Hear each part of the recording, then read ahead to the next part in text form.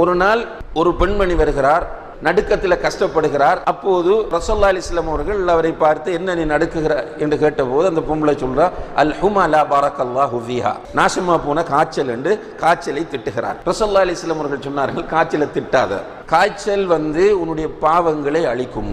எப்படி நெருப்பு இரும்பில் உள்ள கரைகளை அகற்றுகிறதோ அதே போன்று காய்ச்சல் உன்னுடைய பாவங்களை அழிக்கும் என்று ரசூலுல்லாஹி அலைஹி வஸல்லம் அவர்கள் அந்த பெண்மணிக்கு வழிகாட்டி இருப்பதை நாம் பார்க்கிறோம்.